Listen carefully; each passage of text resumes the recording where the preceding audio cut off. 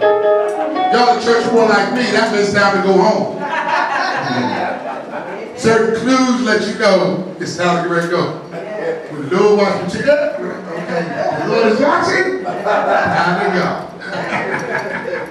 But this morning, Greater Bethesda, God took me to that common piece of text and took it another way because he dealt with me. I have received, let me go back. This is not just for communion. I have received of the Lord. Yes. This week, that also time given unto you.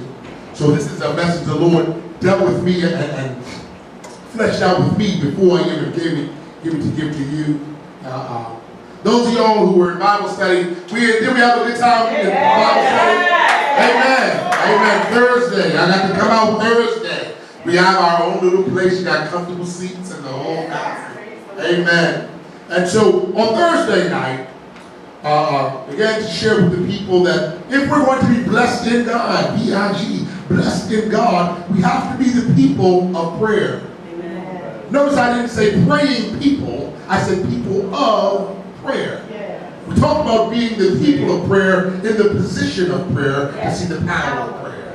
Amen. We talked about that. And the Lord took me back to that a little bit this morning. You see, the position of prayer is a position where humility meets divine power. Right? And so God talked to me today that we must be transformed back from pride to humility.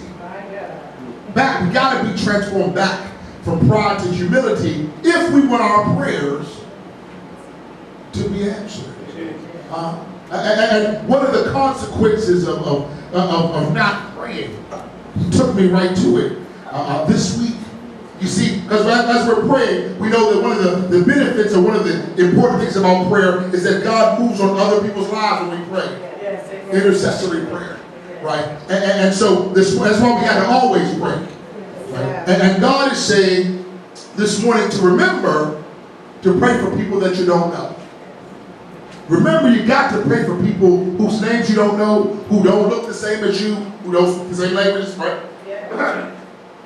Because there's a family this morning, right here, who is mourning the loss of their 32-year-old daughter. Right? I don't even know the woman's name. I just know she's 32 years old. Because you see, this young lady was in Charlottesville, Virginia yesterday.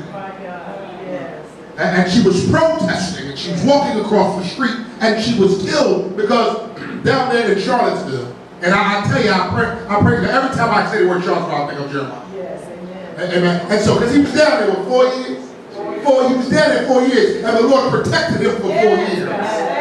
And then when he left, he held back the head of the enemy. I believe that.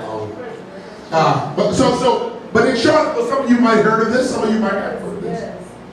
There was a group of white supremacists who decided they were going to protest in Charlottesville Friday and yesterday, called Let's Take Back America, the Unite the Right movement. Some of us Ku Klux Klans and neo-Nazis and everybody, they got all together and they was going to march. And God put some other people there who were against that idea. And then so you had right there in Charlottesville, the opposition, good versus evil, right there, face to face. And what happened was, in the midst of all of this going on and this protesting, by the way, they were protesting over a name. All this was over a name. Over a park, right? There was a park there that was called Robert E. Lee Park. Right? And they wanted to change the name because Robert E. Lee fought in the Civil War with the Confederacy. They lost. I never seen losers get so much attention. But anyway, they wanted to change the name to Emancipation Park and take down the statue for Robert E. Lee. When they go to take down the statue, folk had a fit.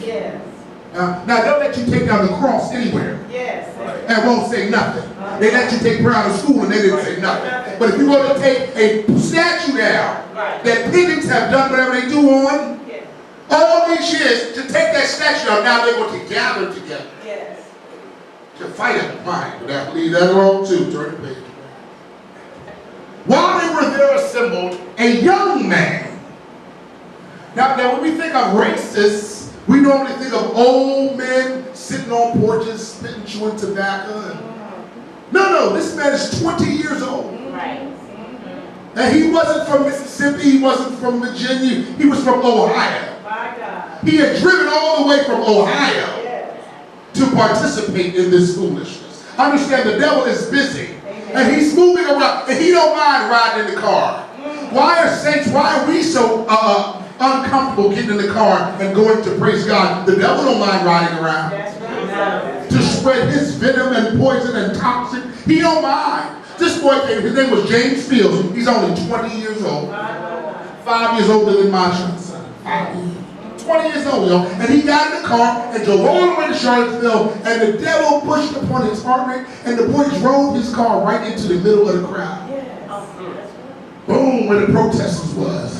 Killed one lady and injured at least 19 other people. Understand, we have to keep praying. Yes. Because somewhere along the line, I believe, if we had prayed for dangers seen and unseen, the Lord would have put his arm around something. Really follow? Yes. And if we'd have spread the message some more in Ohio, he'd have heard about the love of Jesus. Yes. That's right. There's a consequence when we don't pray. Yes, my God. Now, the Lord took me to this and he said, because this is the name of it. Okay, just come on, I've got to get to the name. I'll take too long to get to the name.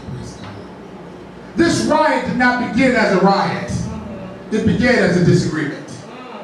Right? It didn't begin as thousands of people on both sides. It began as one or two people disagreeing. And God says to tell the people this morning to check our motives because of arguments. Because the name of this message is Argue You Meant. The Argue You Meant. Now, again, I got to say I received of the Lord that which I'm giving unto y'all. Amen. You see, the same way that bitterness is the seed of jealousy, selfishness is the seed of disharmony. The same way that behind every jealous person you will find a bitter person. If you dig deep enough in every dysfunctional, disharmonious situation, you will see selfishness. Selfishness, aka pride. And I told you we have to get rid of pride if we want our prayers to be heard. Now, any contention between two of God's creatures, God calls it strife. Anytime it's, or as they should say around my way, beef it. We beef it, right? It's a lot of ways to beef. At least it was when I was coming through. Which Ed was here, because Ed, he the only being here with us.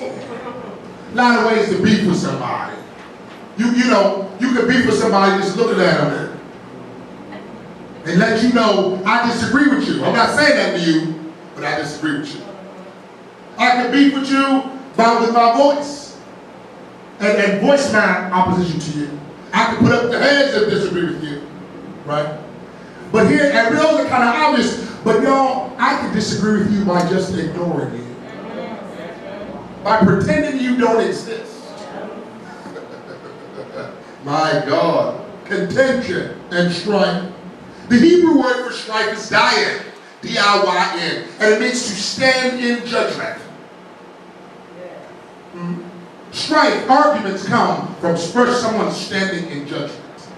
Now the Greek word is arithia, which means self-ambition. So I need you to put those two together. If I stand in judgment with self-ambition, there's going to be an argument.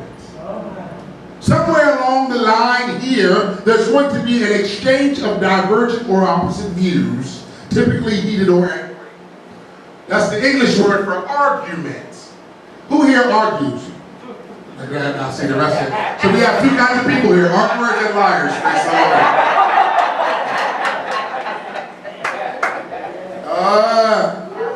My God. You see, God says some of us are having riots in our homes. We're having quiet riots in our houses. Some of us are having riots in our offices. Some of us are having riots in our bedrooms. Some of us having riots in our children's rooms. I know there's riots in classrooms. There's riots in the streets. But they began this disharmony didn't begin with a big group of people, with one or two people. Now, I looked up arguing, and it's rooted in the same self-righteousness that started the Charlottesville conflict. You understand now? All that happened in Charlottesville was an argument that went unchecked. Yeah. Are we checking the arguments? God said, are you checking the arguments in your life? Because if you're not, we're in danger of our prayers not being answered. We might not have a ride on CNN and nobody might not get killed, but our prayers won't be answered.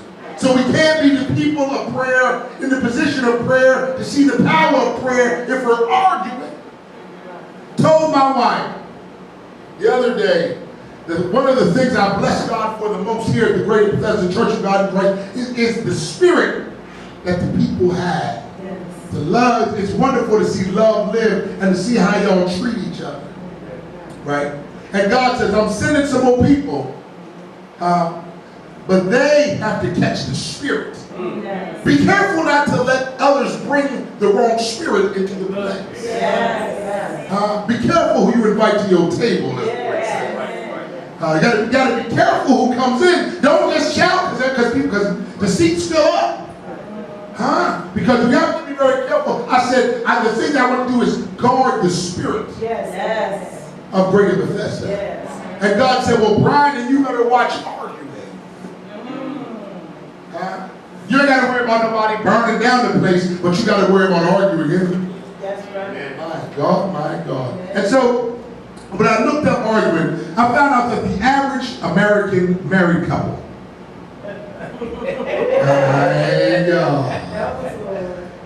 argues, check this out, 312 times a year.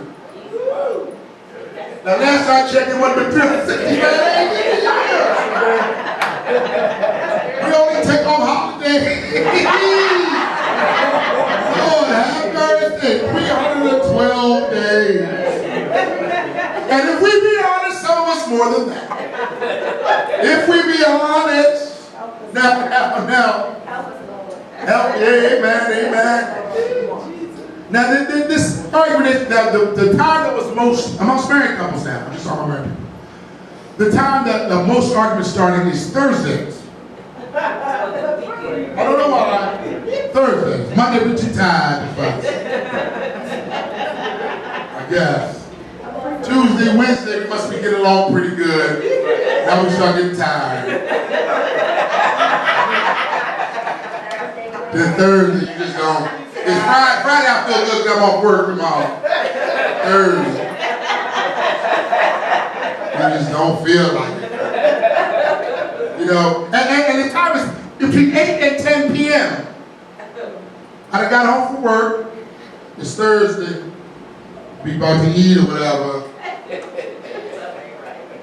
Right.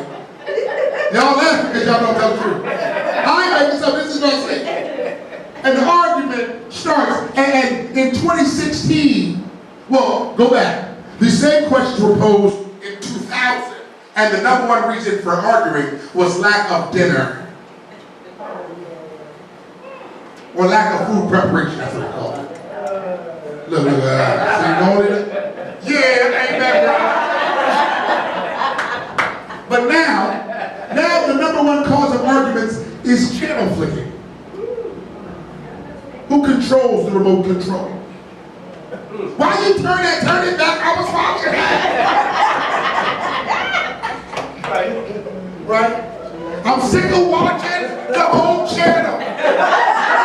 See every house flipped. They done knocked out every wall. I'm done. Brian, is that ESPN? It's the same show over and over again. You just got up there and hit the ball this morning. Arguments. Now, even though that's a small thing, they seem like a very small issue. During the course of this contention, this strife, that Greek word aletheia comes in, that's self-ambition. And what is a contention becomes an argument. The reasons for arguments, two reasons psychologists have delved in, and they say arguments come from unmet expectations, and two, feeling undervalued or unheard.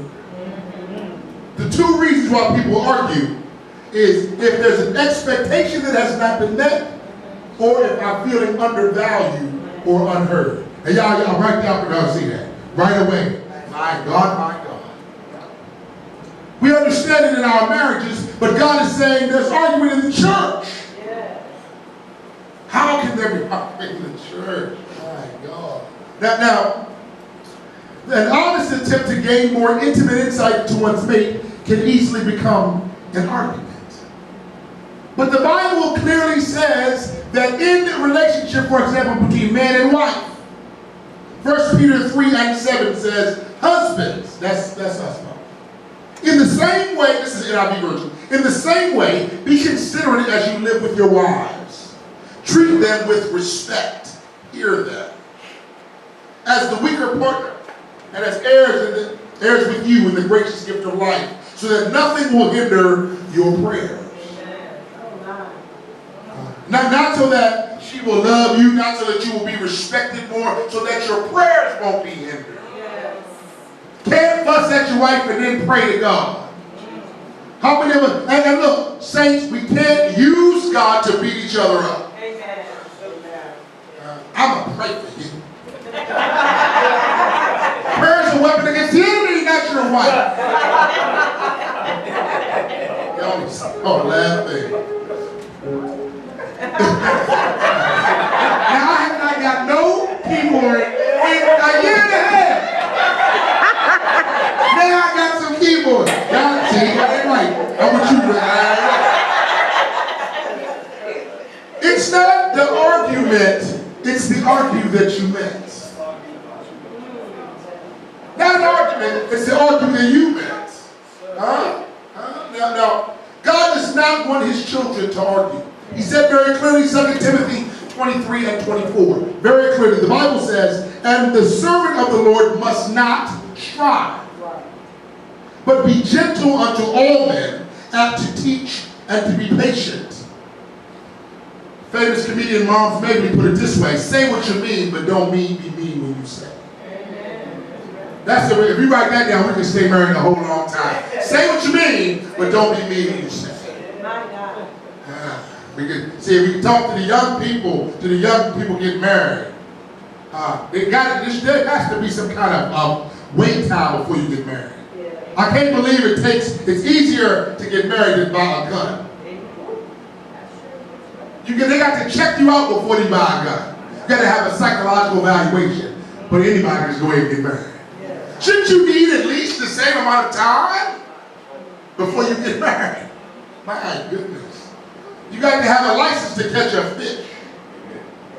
But anybody can just get so that ain't what it's for. My God. See, the more you're willing to put your opinion over someone else's, the more you're willing to put your idea about being right, your dying, your self-judgment, and the more you're willing to do that over somebody else's feelings, the further you move away from God. The more I say me or I or mine in the conflict, the further and further God, his love and his glory is moving from the conflict. Philippians 2:3 said, let nothing be done through strife or vainglory, but in lowliness of mind, let each esteem others better than themselves. If we want to stay in the same ingredient that it takes to have a good marriage, it takes to have a good church, we have to esteem other people above ourselves. Right? I know that's my chair, but it's more important that Sister so-and-so sit there than I get all cantankerous about it. I know my title is whatever, bottle washer, whatever it might be, but if you call my name and didn't use my title, I don't get upset, because it's more important that God be glorified. Yes. Than that you call my name. But a whole lot of people stay with the arithia, the self-ambition. Who do you think you are? My God. My mother used to say, I remember when you had really said something slick, because when I was about y'all age, Anthony, y'all, when I was y'all age, I used to have a slick mouth from far away, praise God. And I would say slick stuff out of my mouth, and I would think I was right. And sometimes, sweetie, I would be right. But Ella Joanne, she would say, one time she looked around the room, and she said, I know who you're talking to. I'm just wondering who you think you're talking to. God is saying, I know who you're talking to, but who do you think you're talking to? Do you recognize you're talking to my daughter? You're talking to my son. You mean to tell me you will watch what you say to Donald Trump's daughter and not to mine? Why? Because she's standing on the corner with a box. Why? Because she's a prostitute. You think you can say whatever you want to my children? Huh? I know who you're talking to, but who do you think you're talking to? See, understand, when you think you're all that, then obviously somebody else has got to be smaller. And it's easy once you subjugate. See, the old Darwinistic equation goes separation, subjugation, exploitation. Once I separate something, and then I subjugate, I tell them that they're worse than, they're lower than, they're less than, then it's easy for me to exploit them. See, once you take the black people away from their homeland, and then tell them that they're animals, now we can enslave them. Once I take you from all your friends, now you can't call your mama no more. Then I tell you you ain't worth nothing and nobody gonna love you. Then I can put my hands on you. I know who you're talking to, but who do you think you're talking to? The roots of the argument, I gotta understand. See, I gotta go. It's too long. Now, in church, my God, church folk, we like to act as if we don't argue. Why do we act? We act like we don't argue. Every church in the world, we just love each other. We come and we hug with that little church kiss. We turn your face sideways. Right? We do all that and we act a certain way. But what we have learned to do is argue in churchese. Church speak. Now babies, they know the language. Huh? You ever know it? Watch children pretend church. We used to play church. Right? And mom and them used to listen. Sometimes we be our cousins and all us, we'll be some of us still playing church. No, that's next one. Alright, so we used to sit there, we pretend to be the ladies in the church shouting at your hat fall. And pretend to be the preacher, right? We do all of those things. And sometimes the girls would watch us from afar. And I never realized why, of course when they were looking, we would straighten right up. But then I realized that they were looking to see what we saw in them. Is that what you see? Did we ever look at our children? Because they understand our church speak. Yes. They understand that let me pray about that means nothing.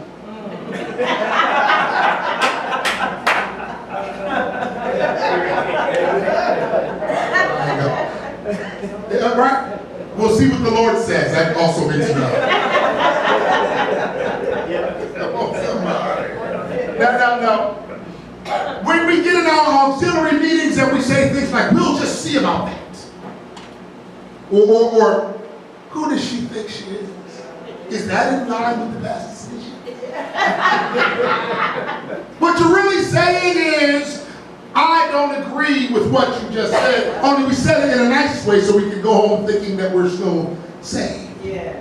That we're not in contention. But God is saying the seeds of strife are still planted, and if we don't guard them, they'll become arguments. And it's the argue that you miss. It's not what you said, because some of the most horrible acts have been said by people speaking politely. Just because you're not yelling does not mean you're not being mean. That's right. My God. Just because you said God bless you when you finished does not mean you were not mean. I'm coming to you as a sister in Christ. I'm just going to bear my heart, I'm just going to be transparent. Just because you're telling the truth doesn't mean you're being mean. We're supposed to have tempering our tongue. Yes. God expects his children to act different and speak differently amongst each other. Yes. Yes. So let it not be counted in Bethesda that we tell the truth in a mean way. Yes. Don't lie. See, say what you mean, but just don't say it mean. Yes. My God, my God. A church argument, y'all, a church argument. Go back to the book of Genesis, the 31st chapter. And the Lord took me, and I didn't even realize, just in studying Genesis, I didn't realize until I got to it, that this was a church argument.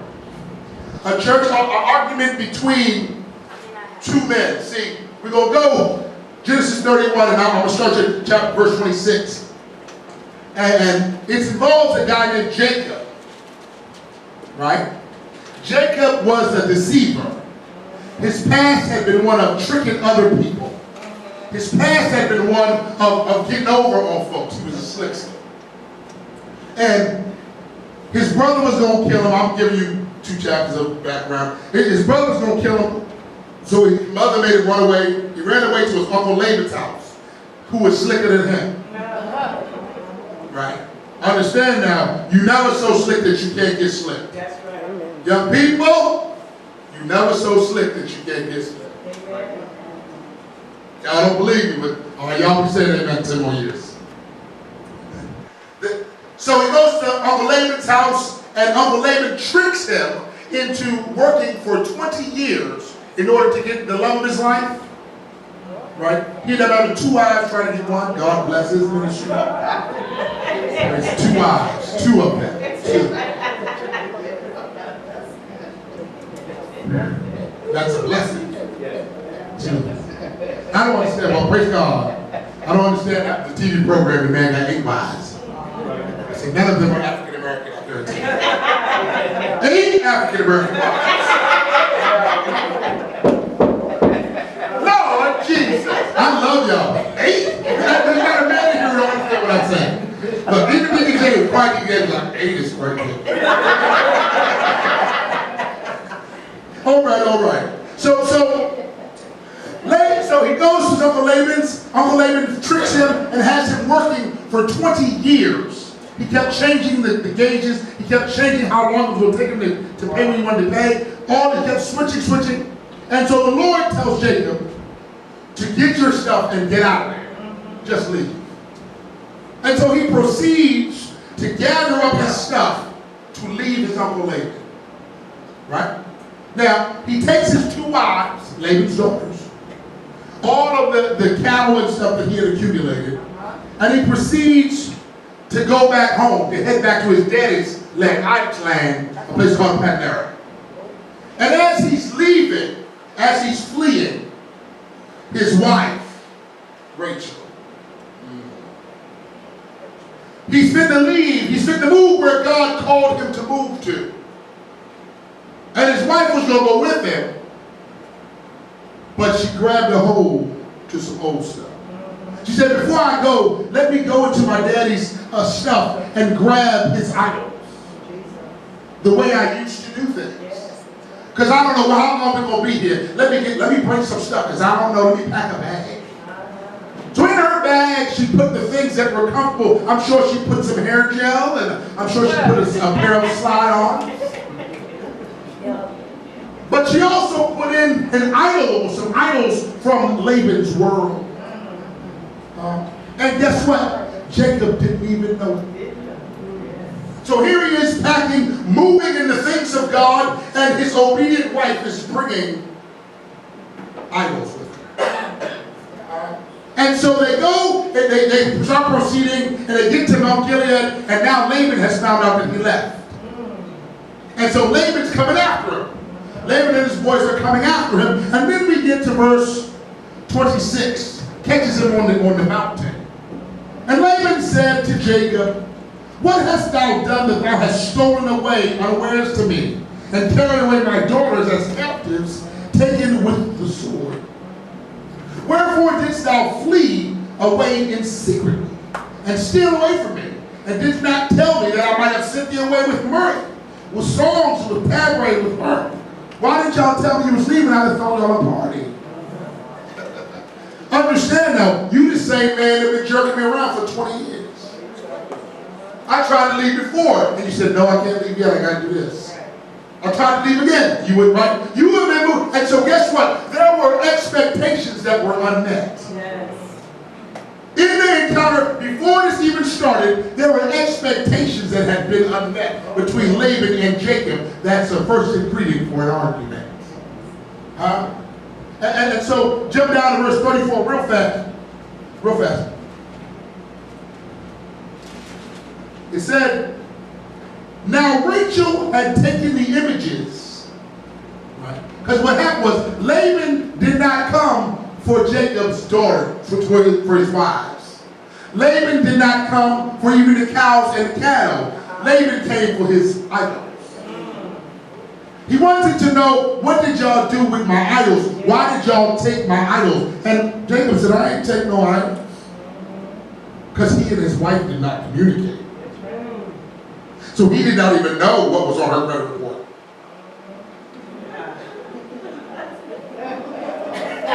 Real life application. Y'all heard the mission, real life.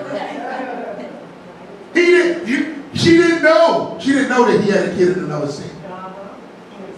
Didn't know. Because there was no communication, a seed for an argument. And so what ended up happening is, said that Rachel, when Laban goes, because Jacob's talking trash. Jacob's like, check, you can check. I didn't take nothing. Look, through the tents, look, wait, look. So Laban's like, all right, I'm going to look. So he goes in there looking. And he goes in, as he's going to get out of the tents, he goes into Rachel's tent. 34 said, now Rachel had taken the images and put them in the camel's furniture and sat upon them. And Laban searched all the tent but found them not. So now we are being deceitful. Many arguments are succeeding deceitful actions. Remember now, men preferred darkness because their deeds were evil.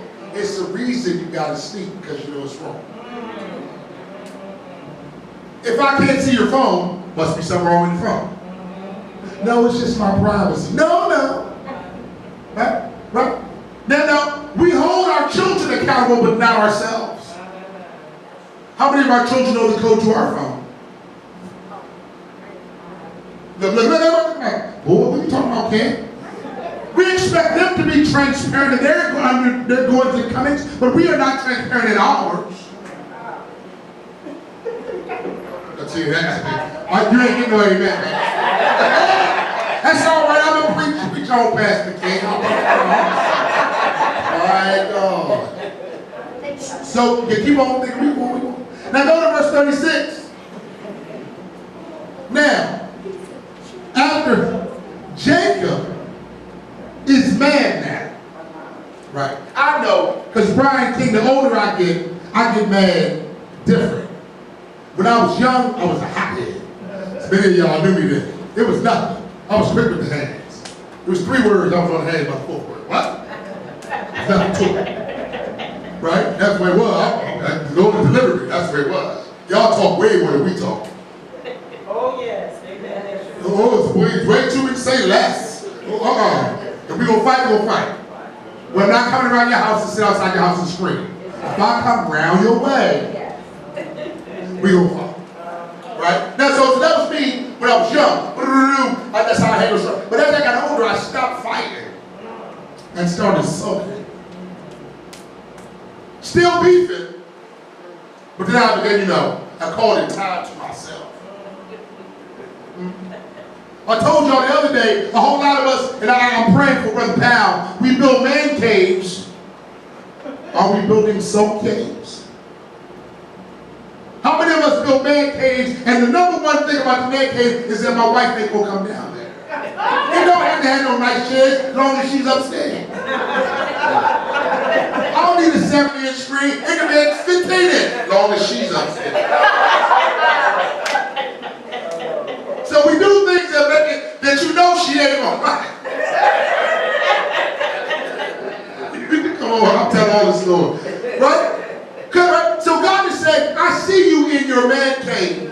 I see you in your sulk cave. I see you being contentious. You might be adding value to your home, but you're being contentious. How can we make any portion of our house without agreeing together? This is just for him. How can we have a house and it be just for him? The living room. How come I can't sit in my own living room? What in the world? Bless us. Don't sit in here. Why can't I sit in there? Well, you know, my plastic on the sofa is crazy. That's not. Praise God. Get back to the story. We got to story. So Jacob is mad now. Because look, gotta think now, arguments start when there's unmet expectation or when you feel unheard or undervalued. Right? And so we don't forget those moments when we've been undervalued. It might have been a long time ago, it might not be today, but we don't forget it. And when the argument spigot opens up, all of it comes out. See, right now, Jacob, the Bible says in verse 36, and Jacob was wroth, he was mad, and he chose Laban.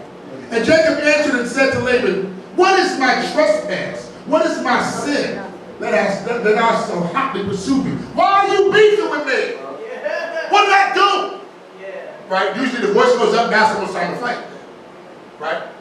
My daddy taught me a long time ago, a scared man will shoot you before an angry man will. Right? Now, why are you still on me?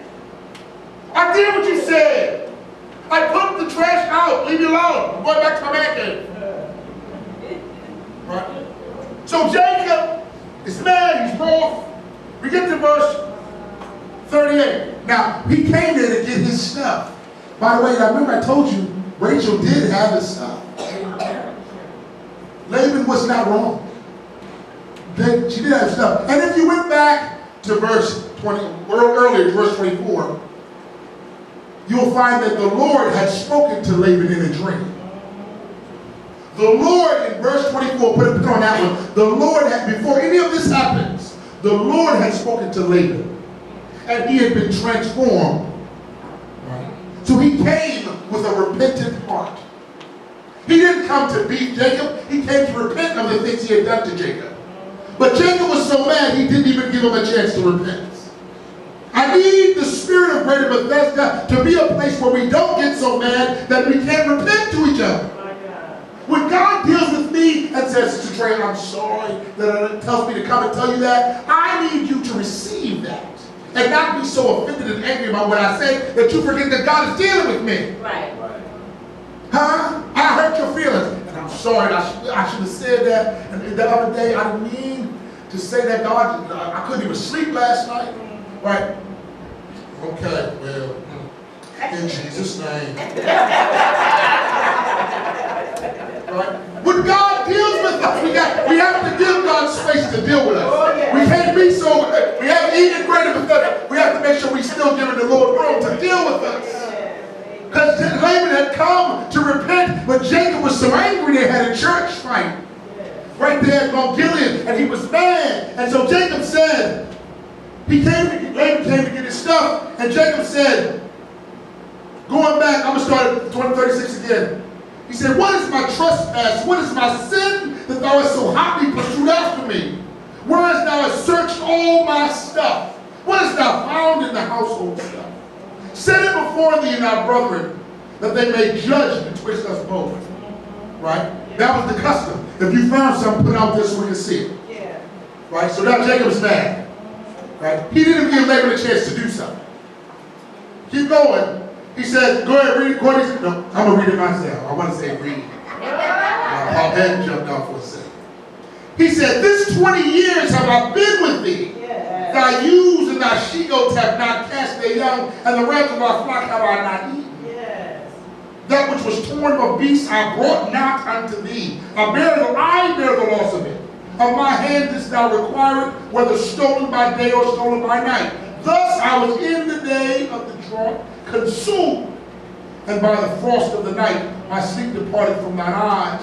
Thus have I been 20 years in thy house. I served thee 14 years for thy 2 daughters, 6 years for thy cattle, and hast changed my wages 10 times. Oh my God. Y'all hear it now? Yes. Yeah. See, the last time you did that, and in the car the other day, see, I didn't say that last time, but then the next time you did that, and I remember back when you was on vacation, and you lived in another. Oh, my God. The spirit opened up, and now y'all is a full-fledged. Yeah. You talk about stuff that happened way, way, way back. Yes, help us, God. You pouring out, it's been in there the whole time. You could have said it while we was on vacation. And we've been on. And you just,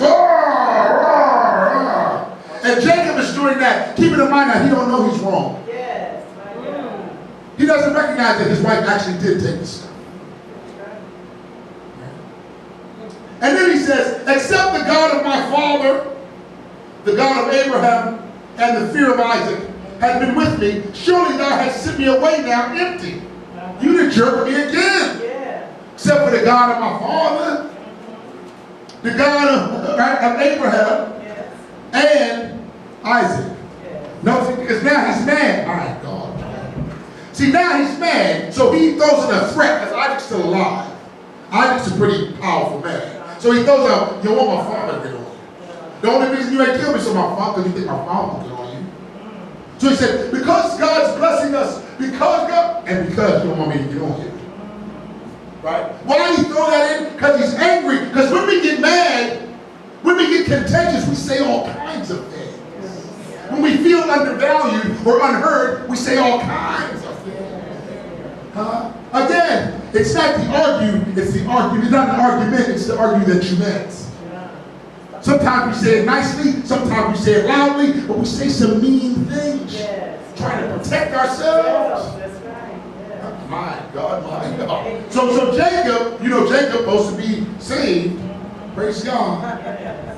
And so, verse 43, Laban answered and said unto Jacob, these are my daughters. Wait, Rachel and Leah, they not. And these children are my children. These cattle are my cattle. And all that I see is mine.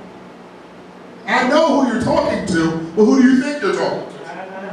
You argued over my cattle. You took my stuff. My God, my God. What can I do this day unto these, my daughters, or to their children which they have not born?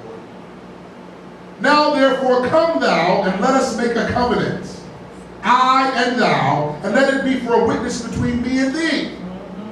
Laban is trying to make up. Yes. He has right to be angry, but Laban said, because he's been with God. Yes. He's bringing a repentant soul into the situation. And so he says, all right, what can I do? I know what you're saying is right. All these 20 years I did you wrong, I got it. What can I do to make it up with you? A covenant between me and you. And so what they would do when they would establish covenants, they would both take a stone. All the parties in the covenant would take a stone and stack it on top of each other as a sign of the covenant between them. So he says, now therefore come thou, let us make a covenant, I and thou, and let it be for a witness between me and thee. And Jacob took a stone and set it up for a pillar. And Jacob said to his brethren, gather stones. And they took stones and made a heap. And then they ate on the heap.